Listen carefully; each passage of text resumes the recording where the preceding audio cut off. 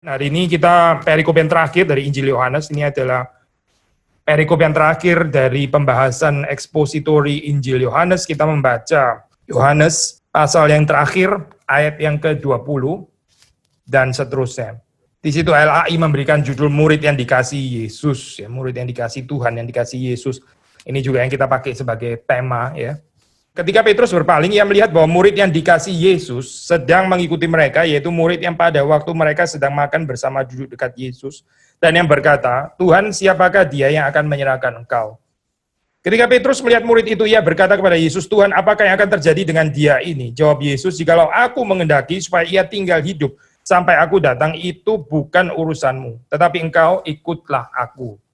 Maka tersebarlah kabar di antara saudara-saudara itu bahwa murid itu tidak akan mati. Tetapi Yesus tidak mengatakan kepada Petrus bahwa murid itu tidak akan mati, melainkan jikalau aku menghendaki supaya ia tinggal hidup sampai aku datang, itu bukan urusanmu.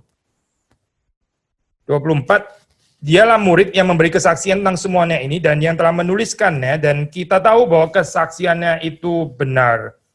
Masih banyak hal-hal lain lagi yang diperbuat oleh Yesus, tapi jikalau semuanya itu harus dituliskan satu persatu, maka agaknya dunia ini tidak dapat memuat semua kitab yang harus ditulis itu.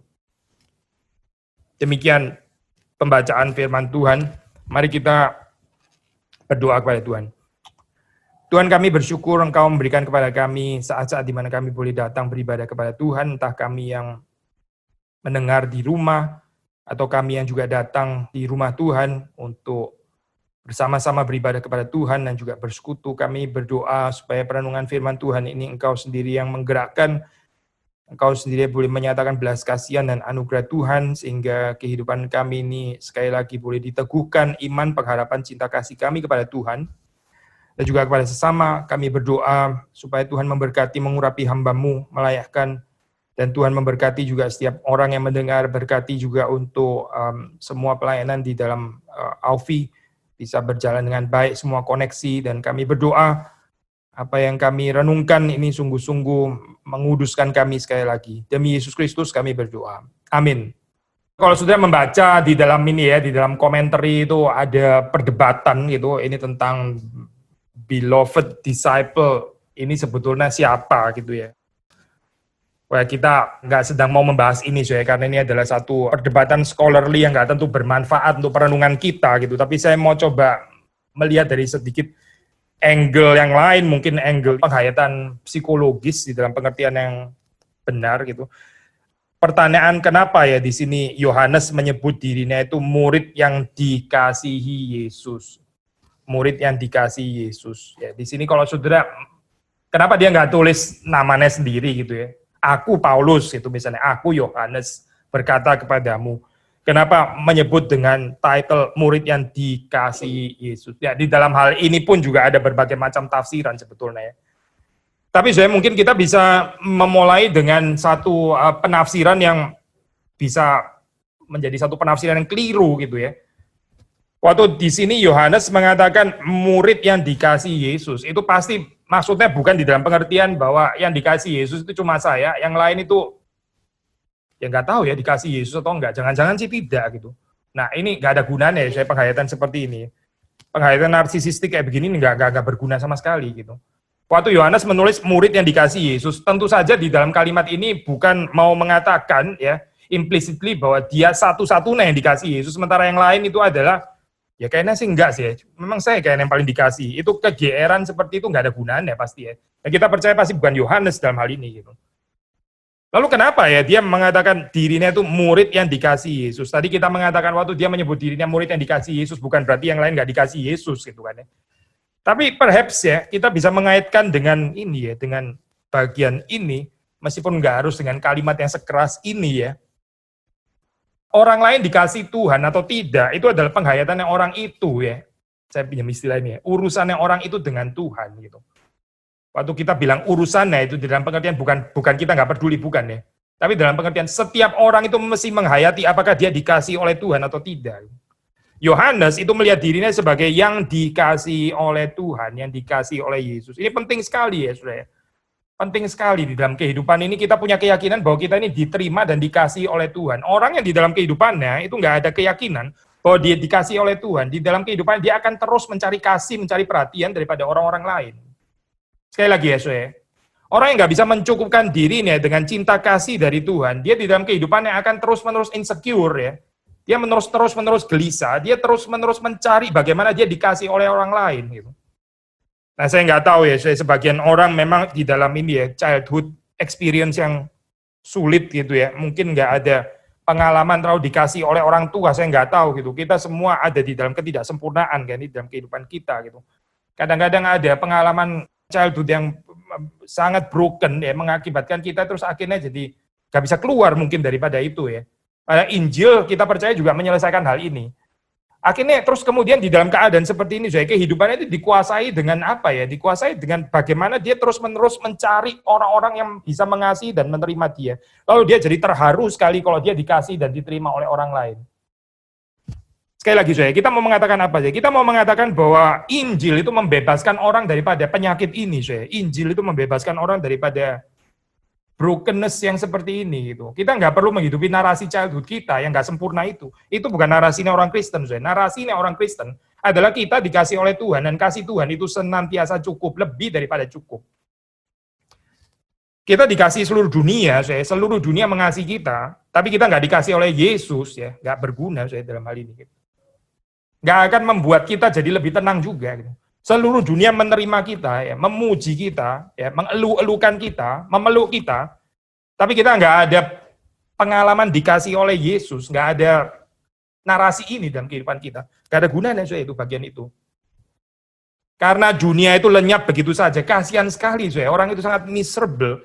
Kalau kehidupannya terus-menerus dia berpikir bagaimana saya dikasih.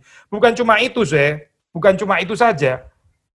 Kita juga jadi nggak ada kekuatan untuk mengasihi orang lain. Karena apa? Karena energi terkuras untuk memperhatikan siapa mengasihi saya, siapa mengasihi saya, siapa mengasihi saya. Siapa menerima saya, siapa menerima saya, siapa menerima saya. Nggak ada kekuatan untuk mengasihi orang lain. Gitu. Ya karena apa? Karena nggak ada kasih yang dihayati, yang diterima dalam hal ini. Kasih Tuhan itu menjadi satu narasi kosong akhirnya dalam kehidupan orang yang seperti ini. Gitu. Yohanes sudah jelas bukan orang seperti ini. Pasti dia bukan orang seperti itu. Makanya dia menyebut dirinya itu murid yang dikasih Tuhan. Saudara masih ingat ya, kita ada kebaktian ulang tahun di GRI, kita pakai tema ya gereja yang dikasihi ya. Mirip ya dengan penghayatan Yohanes, murid yang dikasihi Tuhan, gereja yang dikasihi. Ini bukan statement GR ya, ini bukan statement mau mengatakan gereja yang lain nggak dikasihi Tuhan, cuma kita yang dikasihi, bukan gitu. Tapi inilah fondasinya ya, gereja yang dikasihi Tuhan ya, murid yang dikasihi Tuhan, itu adalah murid yang bisa mengasihi. Saudara dan saya, kalau kita punya keyakinan kita dikasih oleh Yesus Kristus yang sudah mati di atas kayu salib, menebus kita dari segala dosa, membebaskan kita ya dari semua insecurity, self pity dan semuanya kalau saya bicara dalam konteks ini ya. Kita ada kekuatan untuk mengasihi Tuhan kembali. Kita ada kekuatan untuk mengasihi sesama kita, murid yang dikasihi Yesus ya. Very personal, very personal gitu. Apakah kita juga bisa melihat kehidupan kita secara pribadi adalah orang-orang yang dikasihi oleh Tuhan? Apakah saudara dan saya adalah orang yang dikasihi Tuhan dan bahwa itu cukup gitu? Saudara bukan pengemis cinta kasihnya manusia. Sekali lagi ya, saudara nggak dipanggil untuk menjadi pengemis cinta kasih manusia. Saudara bukan pengemis gitu. Saudara bukan pengemis cinta kasih manusia, bukan gitu. Kita nggak dipanggil ke sana. Gitu. Kita dipanggil untuk menjadi pemberi. Kita dipanggil untuk menjadi penyalur kasih. Whatever childhood experience kita, saya nggak tahu apapun itu gitu. Kita semua di dalam ketidaksempurnaan. Tapi kita mesti belajar mencukupkan diri di dalam cinta kasih Kristus. Nah, di dalam intro ini kita mau merenungkan ayat-ayat yang ada di sini. Murid yang dikasih Yesus. Ketika Petrus berpaling, ya, berpaling kemana saya? Kalau sudah membaca di dalam ayat sebelumnya, itu berpaling untuk mengikut Tuhan. Kita sudah bahas ya, mengikut Tuhan bukan cuma dalam pengertian fisik ya.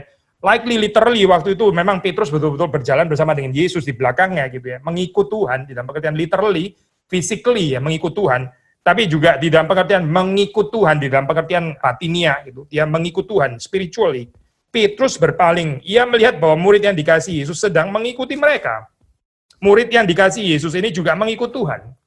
Petrus mengikut Tuhan, Yohanes juga mengikut Tuhan. Murid yang mana? Murid yang pada waktu mereka sedang makan bersama duduk dekat Yesus dan yang berkata, Tuhan, siapakah dia yang akan menyerahkan engkau? Nah, saudara melihat kalau di dalam Injil Yohanes ya, itu istilah itu ada muncul beberapa kali ya. Kita nggak akan baca, tapi saudara bisa perhatikan di sini adalah salah satunya gitu. Saudara bisa melihat di dalam Yohanes 13 ya, 23 sampai 25, saudara bisa melihat Yohanes 19, 26 sampai 27 ya. Atau saya sebutkan saja ya, di dalam Yohanes 13 itu yang ini ya, yang di Last Supper itu ya, yang dicatat di sini. Lalu kemudian ini Yohanes 19 itu adalah waktu penyalipan, itu Yesus berkata kepada ibunya Maria, Ibu, inilah anakmu, dan kemudian berkata kepada the beloved disciple, murid yang dikasihi, inilah ibumu, gitu ya. Itu ada muncul di situ beloved disciple. Lalu kemudian saudara membaca lagi dalam Yohanes 20, yaitu cerita atau narasi kebangkitan Maria Magdalena. Lalu dia lari memberitahukan kepada the beloved disciple dan Petrus. Lalu kemudian ini yang kita baca ya, Yohanes 21 itu kita sudah merenungkan bagian ini, dia the beloved disciple itu termasuk daripada 7 nelayan yang ada di dalam mujizat ikan itu ya, yang 153 itu ya, itu kan baru kita renungkan. Lalu ya kemudian ini di dalam bagian ini ya, kalau saudara membaca di dalam bagian ini disebut lagi itu ya, ini apa? The beloved disciple ya. Mungkin kita bisa merenungkan ya, saudara bisa merenungkan bagian-bagian itu ya. Maksudnya ini juga menjadi satu perenungan yang menarik. Waktu istilah the beloved disciple itu muncul di situ, itu kepentingannya apa gitu ya. Tapi kita berkonsentrasi dengan pasal ini saja gitu, atau perikop ini saja. Jadi paling nggak ada satu acuan ya, ini sudah pernah disebut di situ oleh penulis Injil ini, oleh the beloved disciple. Nama itu pernah keluar, yaitu pada Lord Supper. Tuhan, siapakah dia akan menyerahkan engkau? Lalu kemudian ketika Petrus melihat murid itu, ia berkata kepada Yesus, Tuhan, apakah yang akan terjadi dengan dia ini? Apakah yang akan terjadi dengan dia ini? Bagaimana ya, supaya kita persepsi kalimat ini ya? Saya tertarik juga dengan penyelidikan ini ya, apa itu namanya ya? Rekonstruksi ya daripada jemaat mula-mula berdasarkan teks-teks di dalam Alkitab. Ini selalu menjadi gambaran yang menarik untuk saya, at least gitu, hopefully juga untuk saudara. Maksudnya begini saya, kita tahu baik Matius, Markus, Lukas, Yohanes itu kan tulisannya semua lain-lain ya, bahkan sinoptik pun juga lain-lain gitu. Nah, ada kepentingan ya, kenapa cerita ini dicatat di sini dan nggak ada di sana gitu? Kenapa kata-kata ini bisa muncul di sini dengan nggak muncul di Injil yang lain gitu? Ya, jawabannya sebenarnya sederhana, saya. Karena ada kebutuhan itu di dalam komunitas yang dituju oleh surat ini, oleh Injil ini.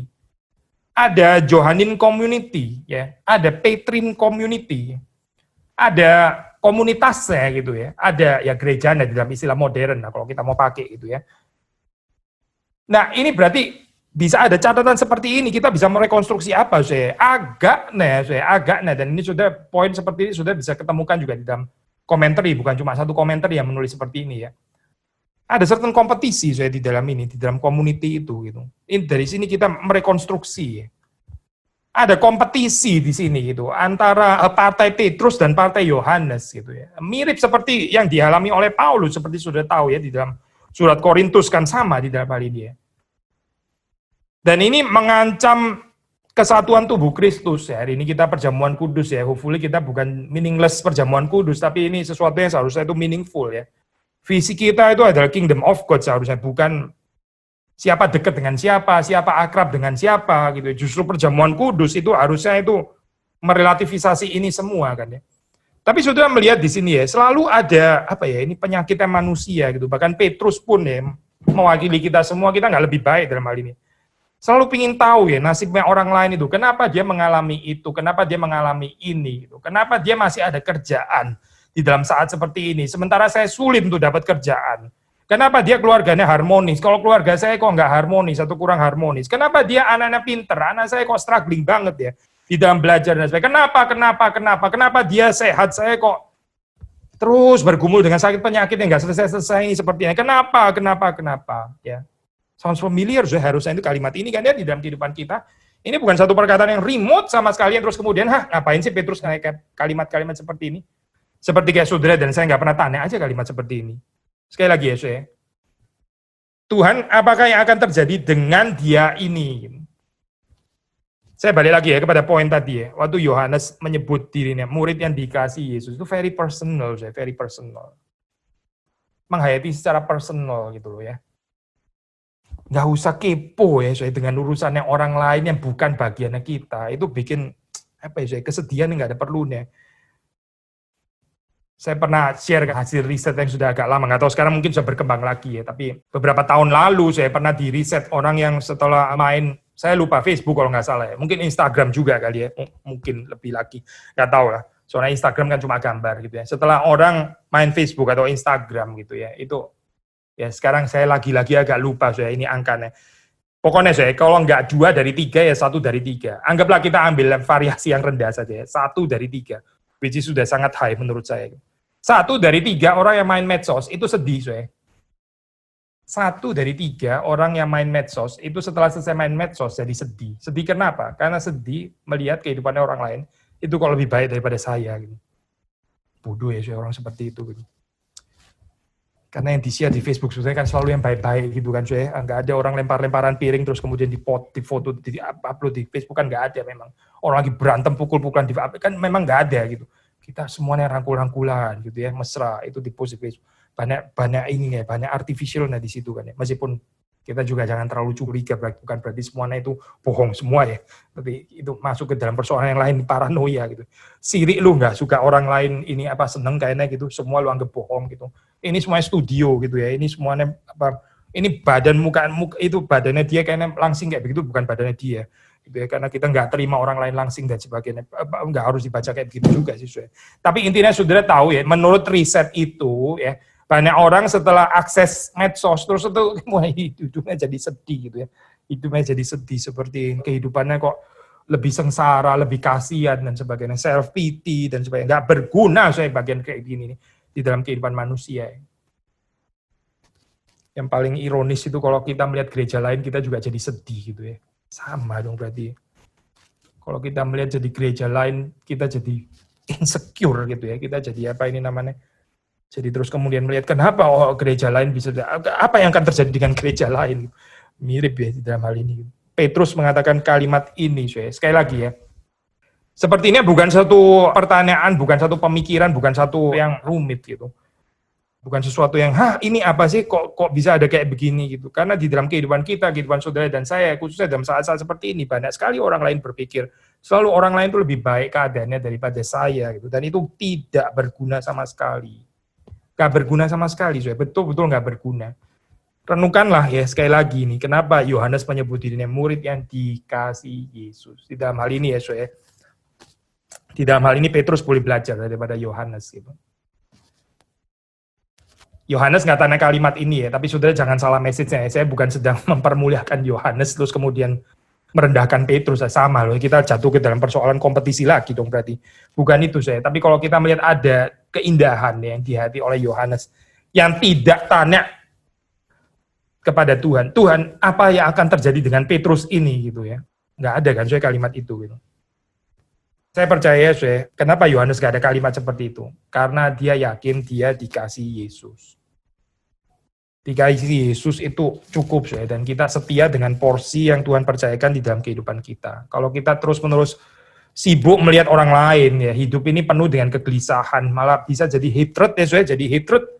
Jadi apa ini namanya, jadi kebencian gitu ya terhadap mungkin anggota keluarga kita sendiri gitu, karena kita sebel ya. Kenapa anak saya kok nggak kayak anaknya orang lain gitu ya, kok lain banget ya ini, atau istri saya, atau suami saya. Kenapa saya punya mertua yang seperti ini ya, lain banget sama mertuanya orang lain. Wah semuanya juga di-compare saya. Semuanya juga dibandingkan. Maka pertanyaan ini sekali lagi ya, ini bukan pertanyaan yang terus kemudian waktu kita membaca nih, aduh Petrus ngapain, saya tanya kalimat seperti ini. Gitu. Saudara dan saya kan juga sering tanya kalimat seperti ini. Apakah yang akan terjadi dengan dia ini? Apakah yang akan terjadi dengan orang ini? Dan ini dikatakan setelah Yesus itu sebetulnya meneguhkan Petrus ya. Minggu sebelumnya kan kita sudah merenungkan ya, ini kalimat yang sangat indah ya. Yesus yang menyatakan kematian Petrus bahwa dia akan mati martir, itu kan sebetulnya lebih daripada cukup ya. mengafirmasi pertama ya cinta kasihnya Yesus kepada Petrus sendiri, dan kedua ya cinta kasihnya Petrus kepada Yesus pun diafirmasi di sana. Dinyatakan Yesus menubuatkan bahwa Petrus akan mati martir bagi Tuhannya. Tapi sepertinya masih nggak cukup juga ya, saudara. Coba perhatikan ya, Alkitab itu begitu jujur ya. Di dalam keadaan seperti itu masih nggak cukup juga, masih kepingin tahu urusannya orang lain. Maka Yesus menjawab ayat ke-22, "Jikalau aku menghendaki supaya ia tinggal hidup sampai aku datang, itu bukan urusanmu, tapi engkau ikutlah aku." Tetapi engkau ikutlah aku. Pertama, jawaban Yesus itu kedaulatan Tuhan ya, kedaulatan Tuhan. Harap kita di dalam ini ya, gereja reform ya. Kita jangan sangat klise mendengar ini ya, kedaulatan Tuhan, gitu, kedaulatan Tuhan, everything is kedaulatan Tuhan. Penghayatannya apa, Penghayatannya itu apa? Penghayatan daripada kedaulatan Tuhan itu adalah ya ini, gak usah kepo sama urusannya orang lain gitu ya, gak usah banding-banding, itu kedaulatan Tuhan. Kalau kita terus-menerus banding-banding dengan orang lain, terus kemudian mengasihani diri kita sendiri, kita bukan orang yang percaya kedaulatan Tuhan. Itu doktrin kedaulatan Allah yang omong kosong. Omong kosong, itu penghayatannya gitu. Karena kita keep comparing dengan orang lain gitu. Karena kita terus-menerus melihat diri kita ini sebagai orang yang kayaknya kurang beruntung atau bagaimana gitu ya. Selalu kepingin tahu nasibnya orang lain gitu ya. Lebih baik atau lebih buruk ya daripada kita gitu dalam hal ini gitu ya. Itu seperti orang yang nggak percaya kedaulatan Tuhan. Maka saudara perhatikan ya jawaban daripada Yesus. Jikalau Tuhan menghendaki, setiap orang itu ada porsinya masing-masing, setiap orang itu ada takarannya masing-masing, dan itu di dalam kehendak Tuhan. Sudah nggak usah pikir orang lain, kenapa ya talentanya lebih daripada saya, kenapa ya orang lain istrinya lebih begini, kenapa orang suaminya lebih begini, nggak ada gunanya, benar-benar nggak ada gunanya. Karena segala sesuatu itu ada di dalam kehendak Tuhan. Jikalau aku menghendaki, ya. Petrus dibawa kembali ya, merenungkan ini bukan dengan spirit kompetisi dari bawah. Sudah tahu kompetisi itu apa sih? Kompetisi itu adalah segala sesuatu terjadi berdasarkan ya apa yang saya kerjakan dan orang lain kerjakan. Ini narasi Darwinisme namanya gitu. Tapi ini bukan waktu dikatakan jikalau aku menghendaki, ini narasinya adalah narasi yang ditetapkan Tuhan itu apa sebetulnya gitu. Bukan apa dan sesama saya yang kita sedang compete melakukan apa, dia melakukan apa, saya melakukan lebih, dan dia yang jadi kurang, kalau dia terus kemudian melakukan yang lebih, saya yang kurang, dan sebagainya. Ini narasi Darwinisme seperti ini. Bukan narasi Injil, narasi Injil itu adalah Tuhan menetapkan apa. Tuhan itu menghendaki apa di dalam kehidupan kita ya. Tapi kedaulatan Tuhan seperti sudah tahu, seperti sudah sering mendengar ya, juga bukan statis juga, bukan statis kok. Ini kan ada kalimat ikutlah aku, bukan penetapan di dalam pengertian ya, sudah Petrus di situ terus seperti batu gitu misalnya, karena sudah di dalam penetapan Tuhan gitu. Penetapan Tuhan sama sekali bukan statis kan, tapi ini ada gerakan pengikutan di situ. Yet setiap orang itu personal kalau sudah membaca. Tuhan akan berurusan dengan Yohanes, murid yang dikasih itu. Tetapi Petrus juga dikasih kan. Bukan berarti Yohanes muridnya dikasih, lalu Petrus kurang dikasih. Petrus juga dikasih, dia dipulihkan. Bukan hanya itu, bahkan Petrus di-affirm bahwa dia akan mengasihi Tuhan dengan menyerahkan nyawanya bagi Tuhan. Masuk kurang secure apalagi kalimat ini gitu sebetulnya. Tapi masih tanya juga gitu ya. Masih tanya juga ya. Seperti di dalam kehidupan kita, sebetulnya pemeliharaan Tuhan itu juga selalu cukup di dalam kehidupan saudara dan saya. Selalu cukup. Tapi kita masih tanya juga tentang orang lain. Masih tanya juga, masih iri hati juga. Masih gelisah juga dengan kenapa orang lain, gimana dia akan asing dan sebagainya. Memang orang itu selalu nggak puas ya dengan pengaturannya Tuhan itu. Selalu nggak puas dengan penetapan Tuhan. Selalu nggak puas dengan kedaulatan dan kehendak Tuhan. Hari ini kita perjamuan kudus ya. Perjamuan kudus sekali lagi mengingatkan kita ya berapa dalamnya cinta kasih Tuhan. Satu sisi kita merenungkan ini secara communally ya. Satu sisi kita merenungkan secara persekutuan anggota tubuh Kristus. Di sisi yang lain kita juga ada aspek personal relationship with Jesus atau before Jesus. Saudara dikasihi secara pribadi. Saudara dikasih pribadi per pribadi ya. Istilah yang jarang sekali kita bilang kalimat ini ya. Karena kita suka menekankan komunal memang. Tapi setiap pribadi itu betul-betul dikasih oleh Tuhan dan itu harusnya cukup. Jikalau aku menghendaki supaya ia tinggal hidup sampai aku datang, itu bukan urusanmu ya. Ini seperti kontras ya di dalam hal ini ya. kontras ya. Petrus akan mati dan matinya itu martir. Tapi di sini Tuhan Yesus mengatakan kalau ya dia mengendaki supaya Yohanes ini hidup sampai Yesus datang, itu juga bukan urusan Petrus. Jadi entah mau martir atau jangankan nggak martir, bukan cuma nggak martir begitu ya, tapi nggak mati sampai Yesus datang pun itu juga bukan urusannya Petrus. Berarti apa sih? Ya berarti setiap orang itu bertanggung jawab untuk mengikut Tuhan dengan setia masing-masing ya di dalam kehidupannya. Ada porsi yang diberikan Tuhan di dalam kehidupan kita ya. Dan mari kita setia dengan itu. Nggak usah lihat tetangga sebelah apa ini namanya rumput di sebelah dan sebagainya selalu lebih hijau dan sebagainya. Tapi ternyata plastik itu. Nggak usah lihat itu saya. Bagaimana kita melihat kehidupan kita yang sudah dipelihara oleh Tuhan, yang selalu cukup itu tadi ya. Yang ada narasi yang Tuhan berikan untuk kita ya. Mari kita setia mengerjakan itu. Ini juga yang dikatakan oleh Yesus kepada Petrus ya. Tetapi engkau ikutlah aku. Seperti dalam terjemahan bahasa Indonesia, jadi terjemahan yang baik ya. Itu ada penekanan di dalam kata ini ya. Engkau gitu. Tetapi engkau, and you ya, you, kamu ya. Kamu ikutlah aku. Jadi Tuhan mengarahkan pandangan Petrus kembali ya kepada diri Tuhan gitu, yang dia ikuti. Gitu. Dia nggak sedang mengikuti narasinya Yohanes yang hidupnya panjang, nggak martir dan sebagainya. Dia bukan dipanggil untuk mengikuti narasi itu narasinya orang lain. Narasi yang di dalam penetapan Tuhan, nggak ada gunanya dia menghidupi itu ya. Itu bisa apa sih? Ya bisa macam-macam ya sih. Kalau misalnya Petrus melihat orang ini jadi nggak mati martir, coba kita sedikit bermain dengan kemungkinan ini ya. Seandainya gitu. Seandainya Yesus kemudian menjawab, kalau Yohanes ini sih nggak akan mati martir gitu misalnya ya. Kalau kamu sih mati martir, kalau Yohanes nggak mati martir. Misal ya. Kira-kira terus kalimat ini bergunanya itu apa gitu untuk Petrus itu? Tanggapannya dia bisa, nggak mati martir. Lumayan saya dong kalau kayak gini ya. Saya martir loh, ternyata dia nggak layak ya martir. Waduh, saya baru tahu memang saya lebih senior daripada murid ini gitu. Lu boleh aja murid dikasih Tuhan, saya bagaimanapun saya martir, kamu tidak. Gitu. Tanggapan pertama. Tanggapan kedua, ya tanggapan yang salah juga. Kok enak ya nggak mati martir ya? Kenapa saya mesti martir ya? Kenapa orang lain nggak martir gitu? Kok nggak saya aja yang nggak martir, lu yang martir gitu misalnya? Nggak ada gunanya juga, soalnya kalimat ini nggak ada gunanya. Dua-duanya nggak berguna. Either yang merasa lebih tinggi, superior, atau yang merasa kok enak itu tadi gitu ya. Nggak ada gunanya dua-duanya gitu. Betul-betul tidak berguna. Maka sekali lagi ya, merenungkan ini ya, apa yang dikatakan oleh Yesus Kristus ya. Kalimatnya pendek, tetapi engkau ikutlah aku. Tetapi engkau ikutlah aku. Waktu perjamuan kudus ya, saudara melihat ke kanan dan ke kiri.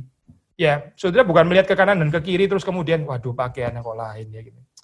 Aduh, ini orang harmonis ya itu hidupnya gitu. Saya kalau ingat dia, saya langsung sedih. Saya langsung keinget sama anak saya yang bermasalah gitu misalnya ya. Bukan itu saya. Saudara melihat ke kanan ke kiri bukan mau melihat itu. Saudara melihat orang yang berbeda tapi yang juga dikasihi Tuhan. Saudara melihat ke kanan dan ke kiri, ya kita melihat ini orang yang berbeda dengan kita, yang nggak sama dengan kita, mungkin nggak cocok, nggak akrab dengan kita, tapi juga Yesus mati untuknya. Itu yang kita lihat waktu kita melihat sesama. Tapi saya waktu kita berkaitan dengan jalan hidup kita ya, kita nggak melihat sesama kita. Itu antara kita dan Tuhan. Perjamuan kudus itu bukan cuma melihat sesama ya ke kanan kiri saudara ini siapa dan jalan hidupnya, bagaimana kesulitannya apa dan sebagainya. Itu bukan urusan kita, saya. Urusan kita adalah di dalam hal ini ya, perspektif ini. Personally saudara melihat Tuhan dan Tuhan yang memanggil saudara dan saya kalimat yang sama ya. Ikutlah aku. Lalu terus kemudian karena kalimat itu ya tersebar ya ini di antara saudara-saudara itu bahwa murid itu tidak akan mati. Tapi Yesus tidak mengatakan kepada Petrus bahwa murid itu tidak akan mati, melainkan jikalau aku menghendaki supaya ia tinggal hidup sampai aku datang, itu bukan urusanmu. Ya. Ada rekonstruksi juga dari ayat ini ya. Ya, sudah bisa baca ada berbagai macam tafsiran.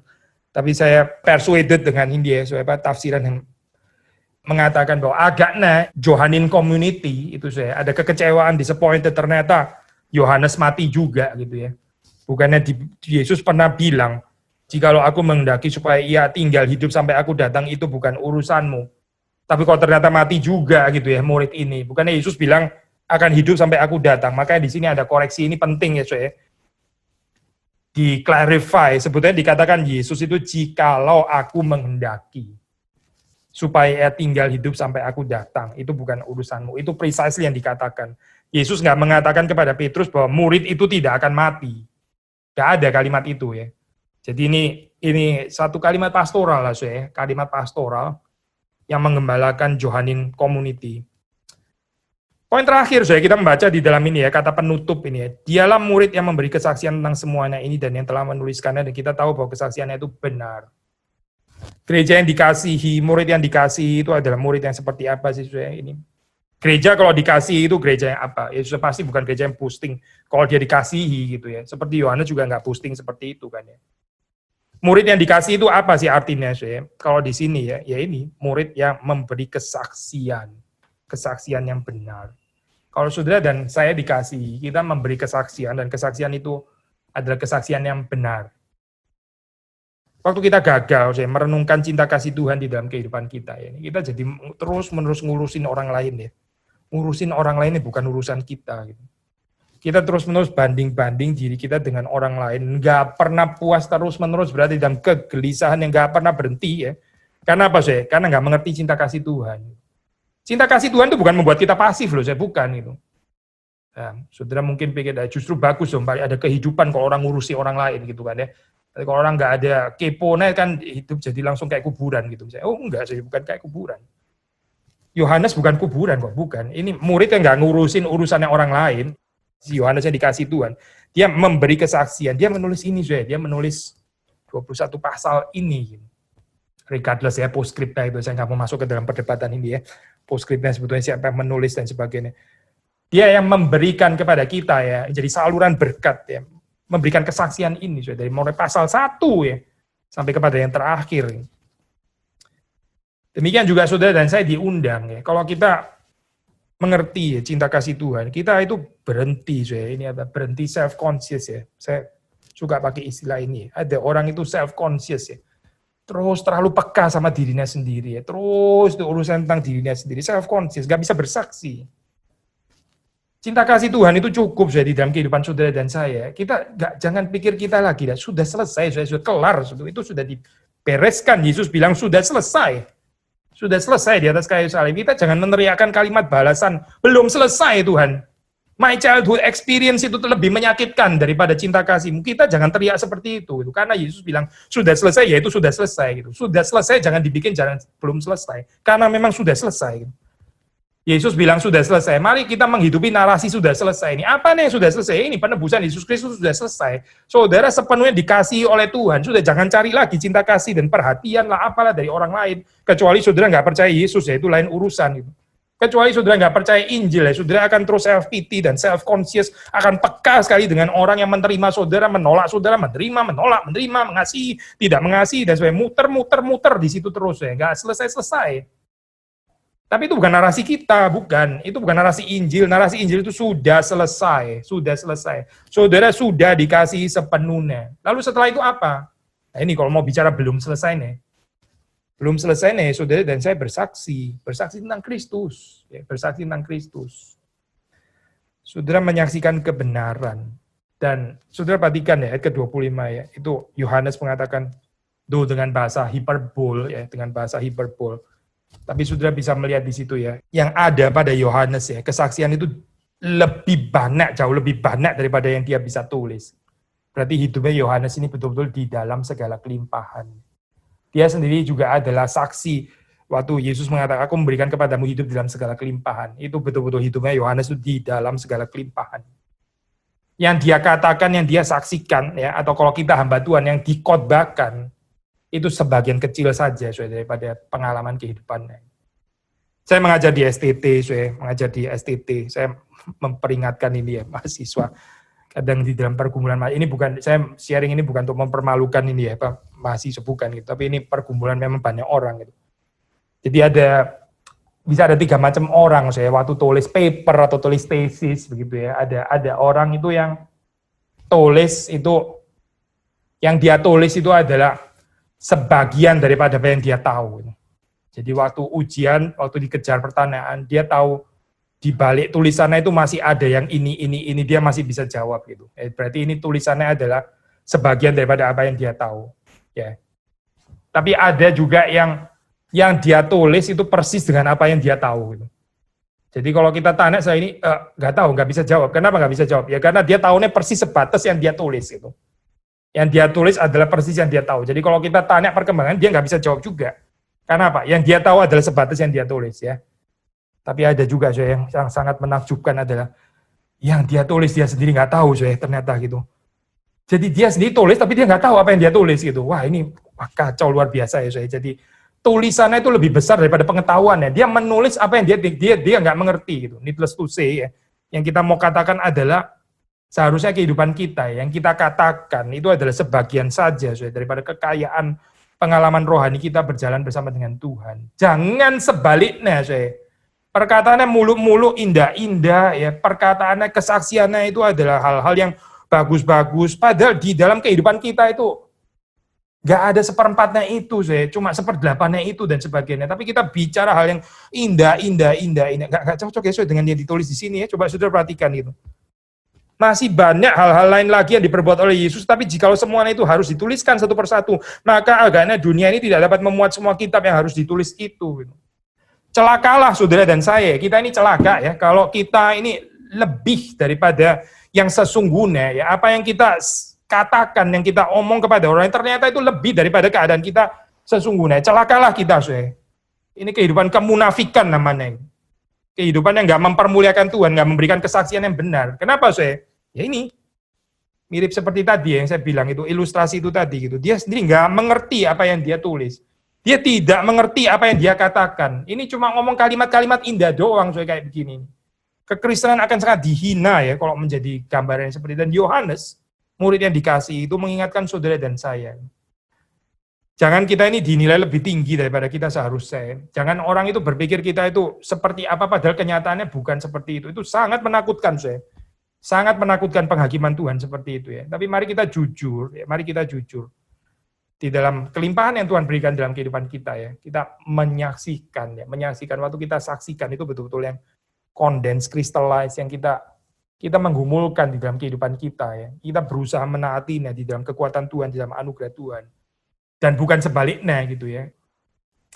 Ada apa ini kebahayaan deh, seperti sudah tahu di dalam saat-saat seperti ini kan, ya bukan baru sekarang sih tapi ya sudah selama ada medsos ini mendadak semua orang jadi theologian gitu kan. Saya ngomong gini bukan insecure ya, bukan gitu. Saya ngomong gini bukan ngerasa terancam sebagai pendeta gitu ya. Mendadak semua orang kan jadi pengkhotbah sekarang gitu ya. Siapapun bisa menulis risalah teologis dan sebagainya. Ya bagus juga in a way ini sesuai lah dengan spirit reformatoris kebangunan kaum awam. Kita bersukacita di dalam perspektif ini ya. Di dalam perspektif yang lain, ada kebahayaan. Kalau kita belum mengendapkan ini ya, yang kita pelajari ini ya, tapi kita sudah langsung suka sekali ya, itu mengajar orang lain, suka menggurui orang lain dan sebagainya. Padahal kehidupan kita itu ternyata kalau dinilai dengan perkataan kita ya, perkataan kita mungkin lebih besar daripada kehidupan kita. Itu sesuatu yang menakutkan. Sekali lagi ya, juga termasuk di dalam kehidupan gereja ya. Gereja yang dikasihi itu terakhir ini ya, dia dikasih pengalaman kehidupan berjalan di dalam cinta Tuhan itu selalu harus lebih limpah dari apa yang disaksikan. Jangan dibalik, jangan dibalik. Kesaksiannya cerewet, ngomongnya banyak. Pengalaman rohaninya sebetulnya miskin, ya, tapi banyak ngomong. Ini gereja retorika yang nggak ada gunanya seperti ini. Saudara nggak dipanggil tuh menjalin narasi itu.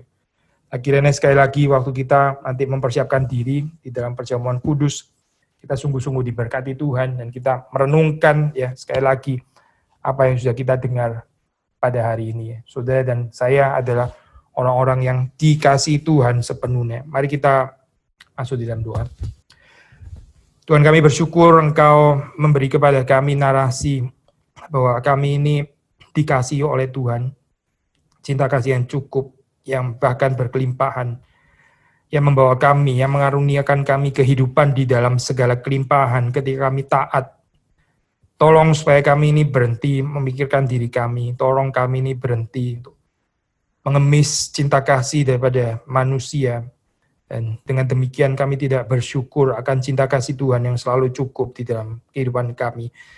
Kami berdoa supaya di dalam kehidupan kami juga memiliki kekayaan rohani yang kami bisa saksikan meskipun hanya sebagian. Seperti Yohanes juga menyaksikan sebagian daripada apa yang dilihatnya tentang Engkau, dan itu sungguh sudah menjadi berkat bagi kami semua. Kami rindu Tuhan juga kesaksian kami yang sederhana boleh dipakai Tuhan untuk menjadi berkat bagi orang-orang di sekeliling kami. Itu kesaksian yang benar, bukan kesaksian yang munafik, bukan kesaksian yang menipu, bukan kesaksian yang melebih-lebihkan, tapi sungguh-sungguh satu kesaksian di mana kami sendiri terlebih dahulu sudah melihat dan mengalaminya bersama dengan Engkau. Tuhan yang meneguhkan jemaat-Mu, dan sekali lagi ketika kami hari ini mengikuti sakramen perjamuan kudus, Tuhan juga meneguhkan kami sekali lagi melalui tanda yang Tuhan sudah tetapkan ini, iman kami, kepercayaan kami, pengharapan kami, cinta kasih, persekutuan kami dengan Engkau diteguhkan sekali lagi. Demi Yesus Kristus kami berdoa, kami bersyukur. Amin.